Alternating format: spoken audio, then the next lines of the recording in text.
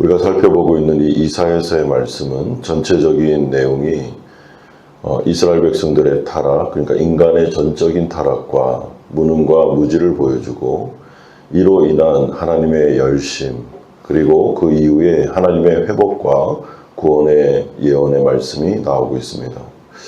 이런 점에서 이사야서는 그야말로 하나님의 나라 복음을 우리 가운데 알려주고 있다라고 생각하는데, 그 이유는 복음은 항상 우리에게 구원과 소망을 또한 회복을 약속하기 때문에 그렇습니다. 이런 점에서 이사야서의 말씀은 성경 전체를 요약하는 구조로 말씀으로 되어 있다라고 생각해도 되고, 우리의 인생 구원의 여정을 보여주고 있다라고 생각해도 괜찮습니다. 이제 이사야서 5장 오늘 본문에 들어오면서 지도자들의 죄악을 지적하는 화외침이 연속해서 나오는데, 18절 이하를 보시면 세 번째부터 여섯 번째까지의 화외침이 선언되고 있습니다.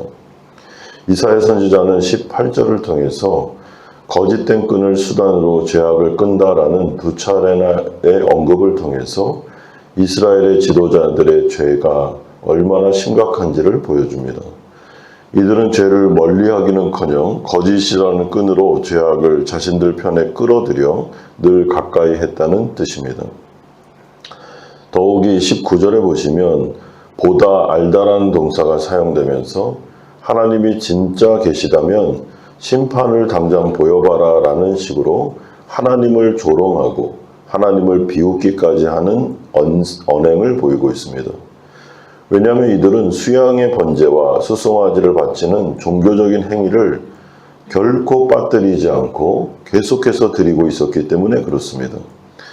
그러니까 지금으로 말하면 예배를 꼬박꼬박 한 번도 빠지지 않고 드리는데, 그들의 삶은 거짓되고 죄악되며, 그리고 죄를 멀리하기는커녕 죄를 끌어들여 완전히 그 삶 자체가 죄악된 모습이었다라는 뜻입니다.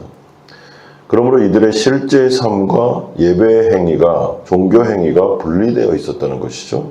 이것이 가장 큰 문제였습니다.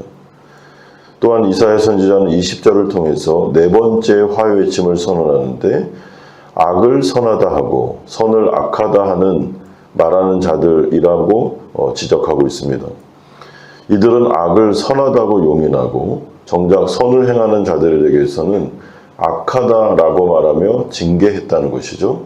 그러니까 선과 악의 경계를 완전히 허물어버린 것이 바로 이스라엘 지도자들의 잘못이었습니다.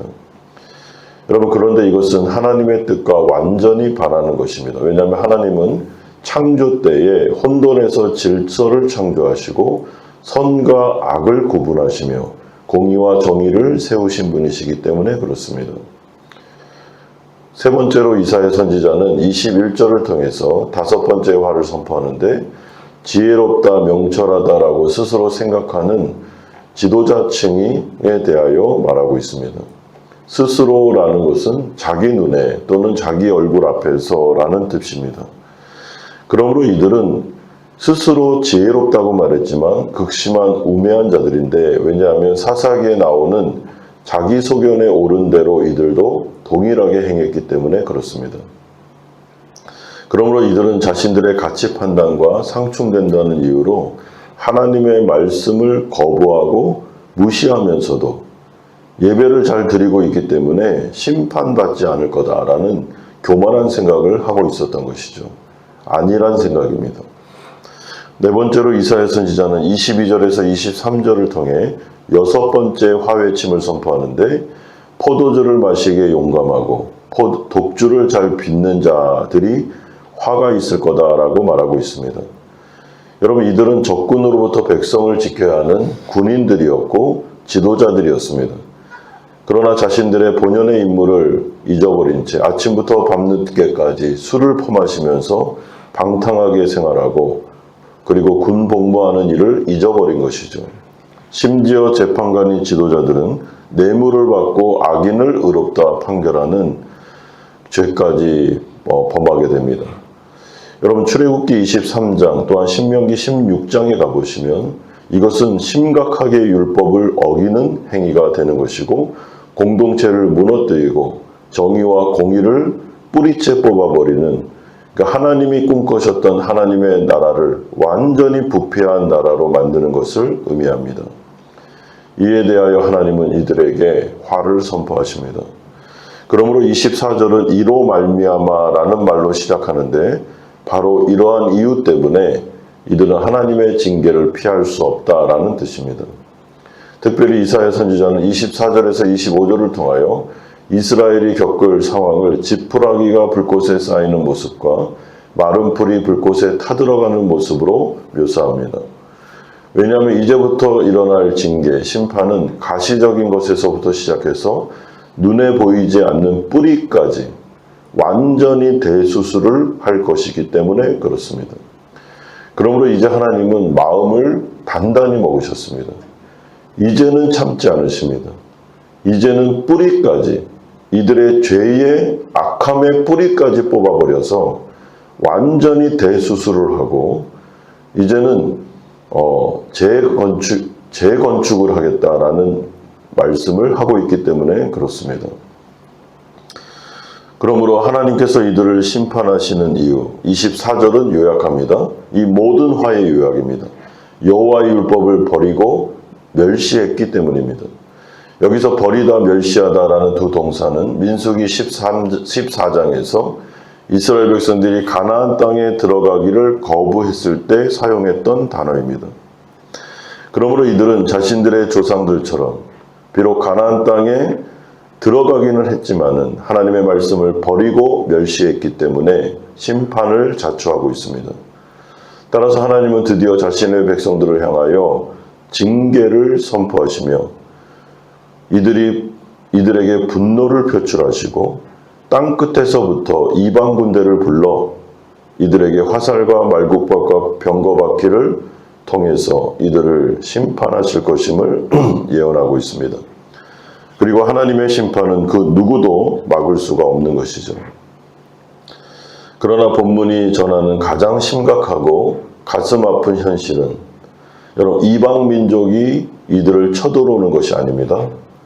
이스라엘의 진정한 대적자가 바로 눈에 보이는 이방 군대가 아니라 지금까지 자신들을 구원하고 보호하셨던 하나님 자신이다라고 선언하는 내용입니다. 그러므로 죄를 가까이 두고도 무감각해지고 선과 악의 경계를 흐리게 만든 자신의 백성들을 향하여 하나님께서 직접 대적자가 되셔서 이들을 향해 칼을 빼드실 거다. 하나님이 직접 이들과 싸울 거다라고 말씀하고 있습니다. 왜 그렇습니까?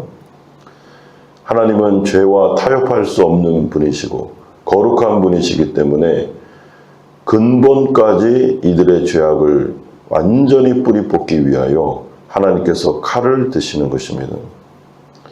그렇다면 하나님은 왜 이토록 극심한 자신의 분노와 심판, 징계를 선포하는 것일까요? 여러분, 왜 이 말씀이 이사야 선지자를 통해서 예언서에 기록된 것입니까? 여러분, 그 이유는 이스라엘 백성들이 이 말씀을 듣고 돌이키고 회개하기를 바라셨기 때문입니다. 그러므로 하나님은 징계하기 전에 반드시 먼저 말씀을 주심으로 회개할 기회를 주십니다. 그러므로 가장 현명한 지혜로운 백성은 말씀을 듣고 돌이키는 겁니다. 회개하는 것이죠. 하나님이 징계할 때까지, 사랑의 매를 댈 때까지 고집을 부리고 하나님의 말씀을 무시하고 회개하지 않는 사람이 가장 어리석은 자들입니다. 그러나 인간의 무지함과 인간의 교만이 무엇입니까? 하나님 앞에 맞을 때까지 정신을 못 차리는 것입니다. 이게 바로 인간의 무능함, 무지함을 드러내고 있습니다.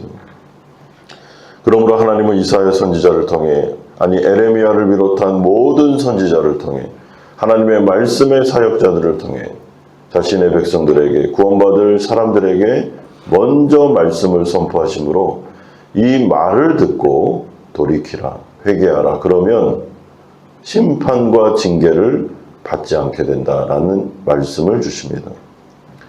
사랑하는 성도 여러분, 우리의 귀에 하나님의 말씀이 들리고 있는 것, 복음이 계속해서 선포되고 있는 것, 회복의 말씀, 회개를 전하는 말씀이 우리의 귓가에 들리고 있는 것은 하나님의 은혜입니다. 여러분, 하나님 앞에서 가장 큰 무서운 심판은 하나님의 말씀을 듣지 못하는 때가 오는 것입니다. 설교는 많은데 복음을 들을 수 있는 곳이 없는 것이죠. 여러분, 그게 바로 진정한 무서운 심판입니다. 그러나 복음을 들을 수 있고 하나님의 말씀이 우리의 귓가에 들리며 우리가 그 말씀을 언제든지 사모하며 나아갈 수 있다면 여러분, 그것은 축복된 자리가 되는 것입니다. 그러므로 하나님은 우리에게 복을 약속하십니다. 복음은 절대로 절망의 이야기로 끝나지 않습니다. 하나님은 우리에게 다시 회개하고 돌아오라라고 손짓하고 있습니다. 그러면 징계를 피할 수 있다는 것입니다. 사랑하는 성도 여러분, 오늘 이 새벽에 하나님의 말씀을 듣고 우리 자신을 돌아보고 또 우리 가정을 돌아보고 우리 교회를 돌아볼 때 숨겨진 죄악이 있지는 않은지, 하나님께서 지켜보고 있는 그 가운데 우리의 마음의 뿌리에는 불신앙이 있지는 않은지, 하나님을 향한 교만한 마음은 있지는 않은지 좀 돌아보고, 여러분, 성령께서 우리의 마음을 비추사 오늘 이 새벽에 회개함으로 하나님께로 돌아가 하나님의 은혜와 축복을 받는 그런 귀한 새벽 시간이 되기를 주 예수 그리스도의 이름으로 축원드립니다. 아멘. 우리 들은 말씀 생각하면서 좀 같이 기도할 때 오늘 지도자들의 이런 죄악된 모습들이 공개되고 있습니다.